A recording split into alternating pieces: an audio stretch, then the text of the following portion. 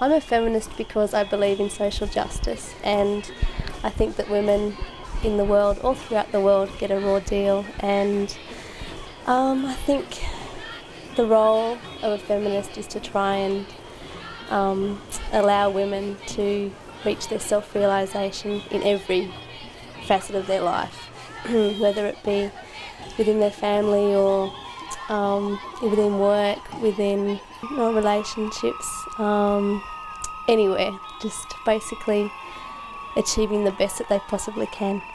A lot of women start at the local level, and a lot of women get stuck at the local level.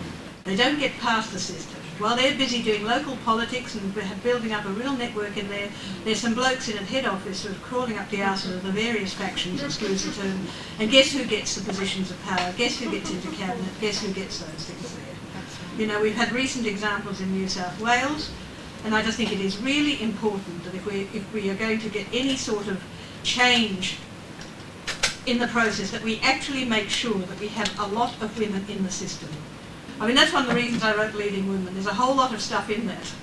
But don't they cut their teeth at the local level? No, they stay there. They lose their bloody teeth at the local level in some cases. That's true. And I mean, the idea that this is a rational system, that, you know, when you proved yourself at the local level, some bloke, let's face it, from head office will say, oh, what a good local candidate, they should go to the state or federal level. Guess what? It does not happen.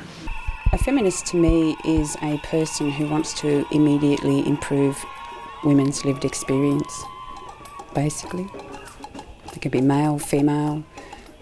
As an individual, if you're looking at a group of people, then you must speak in terms of feminisms. And the word feminism often implies separatist behaviour. They don't understand that you don't have to be a man-hater to be a feminist.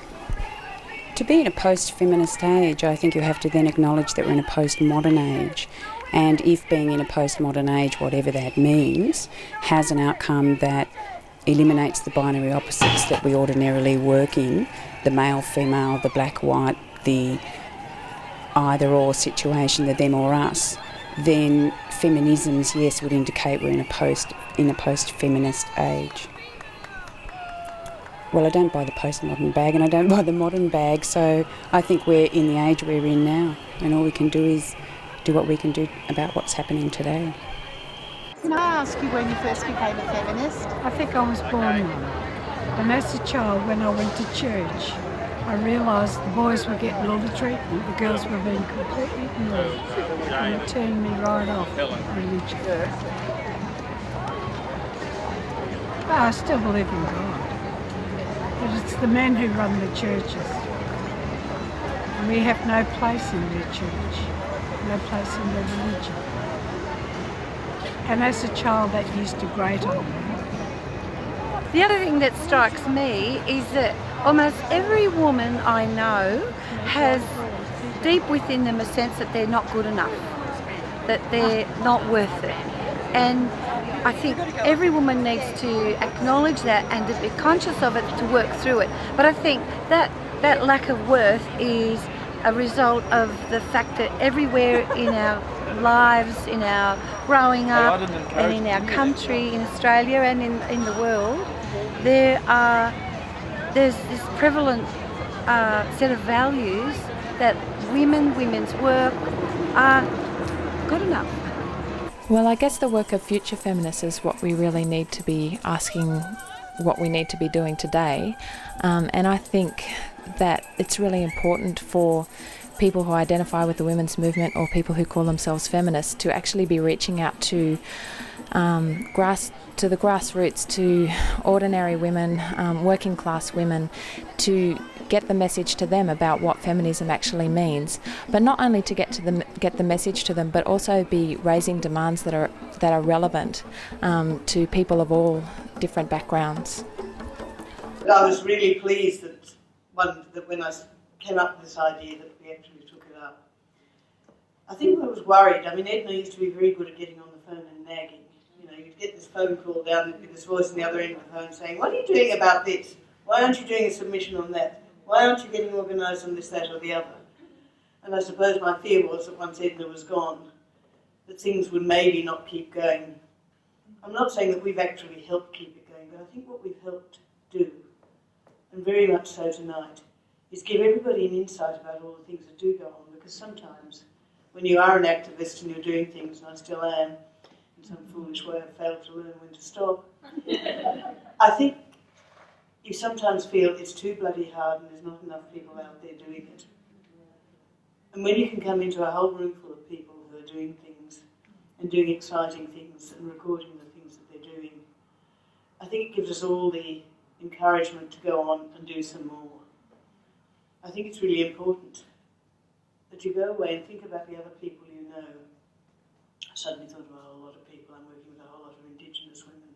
We haven't had nearly enough of them nominated. I think we really need to start thinking through.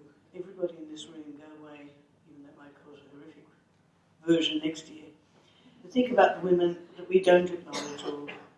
Women are sometimes not very good at acknowledging other women. We tell them not to nominate. One of the reasons we started this was that when you look at things like the Order of Australia, partly because some of us are fairly ambivalent about it, even if you've got one. I think I only took it because I thought it would sort of make some of the blokes go grin. Is the fact that fewer women do get nominated. And sometimes we're not nearly as generous to other women as we'd like to be. So I think the Ednas are important because it is one of the nights of deep generosity and acknowledgement. And I think we just need to broaden it out and make sure that next year will be even better. And next year that you'll be back with nominations. And that we'll maybe start spreading the idea that celebrating what we've done is one of the ways that we keep ourselves moving and keep the courage to keep going, because there's an awful lot to do. I'm glad that Lyndall brought up the paid maternity leave stuff. The submissions close on the 6th of June. You can find it on the Productivity Commission website. And I think even if you just write, those of you that are grandmothers like myself can write about how one's daughters didn't get paid maternity leave. Those of us that are still at the age where we might want to get it need to write about why they need it. I think we really need for once to get this one through and not have it turned into a welfare payment. It's happened twice to us beforehand. So we need to be very clear that we want at least 14 weeks, at least at the minimum wage level, and we can go for all the fancy bits afterwards. And I think we need to really establish the idea that it is a legitimate workforce industrial payment. And I think if we could do that, we would be really honouring Edna's memory again, because what she did in 1972 with the reopening of the equal pay case, and in 1974 with the submissions on that, this would be a very nice way of acknowledging again the debt we owe her. So thank you all for coming tonight, and we'll see you next year.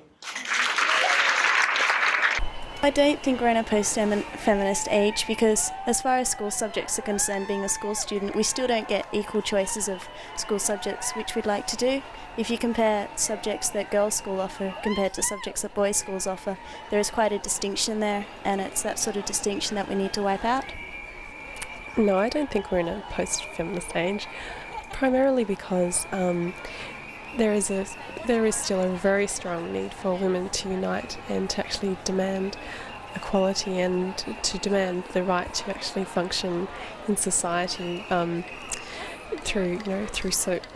in society outside the family, and to play a role in politics, in community organisations, to actually have a say about what's going on in their lives, about things like cuts to healthcare, cuts to education, all these things which actually impact on women's lives. Things, for example, cuts to aged care. What happens when cuts like that occur? It actually just goes back onto the family and primarily onto the woman who looks after the aged, as well as doing all the domestic chores.